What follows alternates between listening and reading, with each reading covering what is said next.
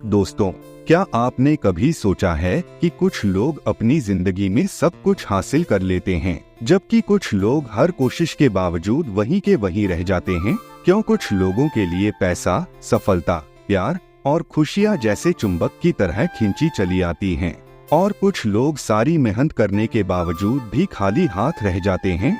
इस सवाल का जवाब बाहर नहीं है, यह आपके अंदर है, आपके अपने मन के अंदर, और खास तौर पर आपके सबकॉन्शियस माइंड यानी अवचेतन मन के अंदर। जोसेफ मर्फी, जो दुनिया के सबसे महान मोटिवेशनल थिंकर्स में से एक हैं, उन्होंने अपनी मशहूर किताब the power of your subconscious mind में कहा था, आपका अवचेतन मन वही बनाता है जो आप लगातार सोचते हैं। हाँ, सुनने में आसान लगता है, लेकिन यही बात हमारी जिंदगी की सबसे बड़ी सच्चाई है। आपका मन दो हिस्सों में बंटा है। पहला है कॉन्शियस माइंड यानी आपका सचेतन मन, जो सोचता है, निर्णय लेता है, प्लान बनाता है, और दूसरा है सबकॉन्शियस माइंड यानी आपका अवचेतन मन, जो बिना बोले, बिना रुकावट, बिना सवाल किए हर बात को सच्चाई मान लेता है। जब आप बार बार किसी बात को सोचते हैं, तो आपका अवचेतन मन उसे रियल ट्रूथ बना देता है। फिर वो आपकी आदतों, आपके फैसलों और आपके रिजल्ट्स को उसी हिसाब से ढाल देता है। इसलिए जोसेफ मर्फी कहते हैं, अगर तुम अपने विचार बदल दो तो तुम अपनी पूरी दुनिया बदल सकते हो। अब सोचो, अगर आप हर दिन यह सोचते हैं कि मेरे पास पैसा नहीं है, मुझसे नहीं होगा, मेरी किस्मत खराब है, तो आपका अवचेतन मन भी यही मान लेगा कि हाँ, यही सच्चाई है, और फिर वह उसी सच्चाई को बार बार आपकी जिंदगी में रिपीट करेगा। लेकिन अगर आप अपने मन को ये कहने लगो कि मेरे पास बहुत अवसर हैं, मैं योग्य हूँ, मैं कर सकता हूँ, मेरी किस्मत हर दिन बेहतर हो रही है, तो धीरे धीरे आपका अवचेतन मन उसी दिशा में काम करने लगेगा। आपका कॉन्फिडेंस बढ़ेगा, मौके आपके पास आने लगेंगे, और आप वो सब हासिल कर सकते हैं जो कभी असंभव लगता था। जोसेफ मर्फी एक बहुत सुंदर उदाहरण देते हैं। वो कहते हैं, आपका मन एक खेत की तरह है, जो भी बीज आप बोओगे वही फसल उगेगी। अगर आप अपने मन में डर, शक और नकारात्मक सोच के बीज बोओगे, तो आपकी जिंदगी में डर और असफलता की फसल ही उगेगी। लेकिन अगर आप अपने अवचेतन मन में विश्वास, उम्मीद और सकारात्मकता के बीज बोओगे, तो वही बीज धीरे धीरे सफलता में बदल जाएंगे। आपका अवचेतन मन रात दिन काम करता है। जब आप सो रहे होते हैं, तब भी वो प्रोग्रामिंग कर रहा होता है, आपकी सोच की, आपकी आदतों की, आपकी नीति की। जो कुछ भी आप अपने मन में बार बार कल्पना करते हैं, वही आप अपने जीवन में वास्तविकता के रूप में अनुभव करते हैं। इसका मतलब यह है कि अगर आप अपनी सक्सेस को बार बार महसूस करें, अपनी मंजिल को देखें, अपने सपनों को महसूस करें, तो आपका सबकॉन्शियस माइंड उसे सच करने के लिए रास्ते बनाने लगता है। जैसे कोई व्यक्ति हर दिन यह सोचता है, मैं एक सफल बिजनेसमैन हूँ, लोग मुझसे सीखना चाहते हैं। वो इस इमेज को रोज अपने मन में दोहराता है। धीरे धीरे उसका दिमाग ऐसे अवसरों को पहचानने लगता है, जहाँ से वो सफलता की तरफ बढ़ सकता है। यह कोई जादू नहीं है, यह साइंस ऑफ माइंड है। आपका अवचेतन मन कोई सवाल नहीं पूछता, वो वही करता है जो आप उसे बार बार कहते हैं। अगर आप कहते हैं, मैं बहुत थका हुआ हूँ, तो वो आपकी एनर्जी कम कर देगा। अगर आप कहते हैं, मैं स्वस्थ हूँ, ऊर्जावान हूँ, तो आपका शरीर और मन उसी हिसाब से रिस्पॉन्स करेगा। इसलिए अपने शब्दों का ध्यान रखो।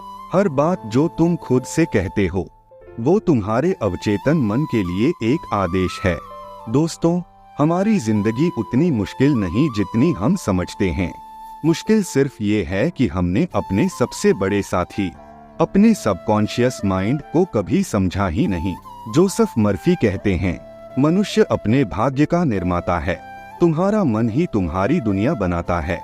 तो अब वक्त है अपने मन से दोस्ती करने का, अपने विचारों को बदलने का, अपने शब्दों में शक्ति भरने का, क्योंकि जो तुम सोचते हो वही तुम बनते हो।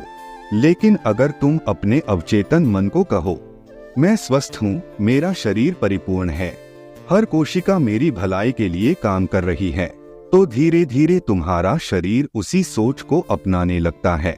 हर दिन सुबह उठकर अपने शरीर को धन्यवाद दो। अपनी सांसों, अपने दिल, अपनी ऊर्जा को महसूस करो। यह ग्रैटिट्यूड खुद में एक हीलिंग एनर्जी बन जाता है।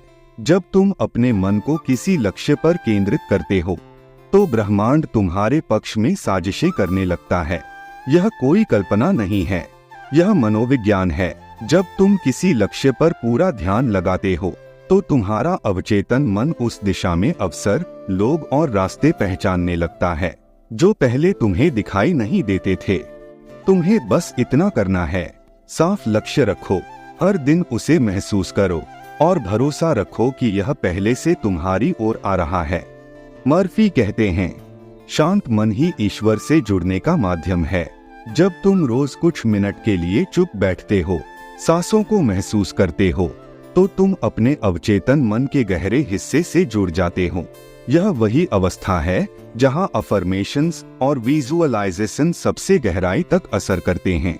इसलिए रोज कुछ मिनट साइलेंस प्रैक्टिस जरूर करो।